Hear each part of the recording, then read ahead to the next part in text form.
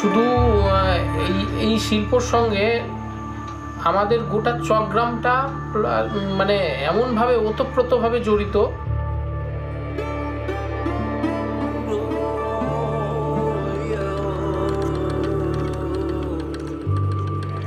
তাঁতের শব্দে আমাদের ঘুম ভাঙছে, তাঁতের শব্দে আমাদের ঘুমাচ্ছি, মানে ঘুম পাড়েনি মাসি আমাদের তাঁতের শব্দ।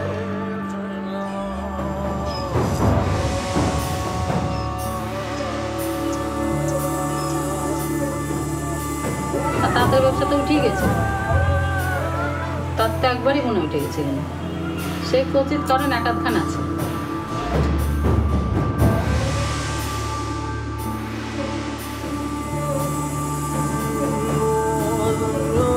আমাদের জেনারেশনের প্রায় 50% বেশি এই লাইনে আর নেই।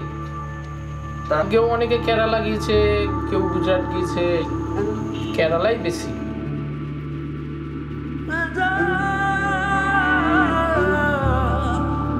তাতে যদি বাজার পায় তাহলে কি বাইরে যায় বলে? কোনোদিনও যায় না। আমাদের এরকম কাজ কি সুখের কাজ? আমরা চাই আরো ভালো হোক। মেশিন আছে, কারেন্টের সাহায্যে চলে, আর এটা আমরা হাত দিয়ে বুনি।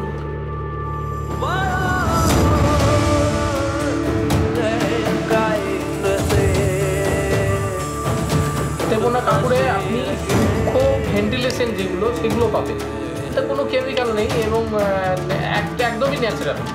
হ্যাঁ, যার জন্য এতে স্কিনের পক্ষে খুবই ভালো।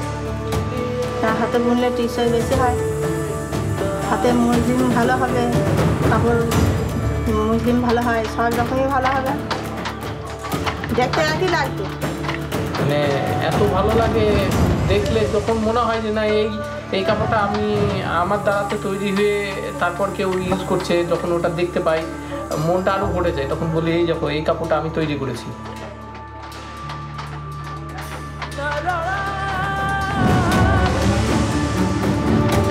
ভালোই লাগে, আনন্দ পাই মনে যে আমার হাতে তৈরি করা জিনিস করছে, তাহলে আমাদের মনে আনন্দ হবে না?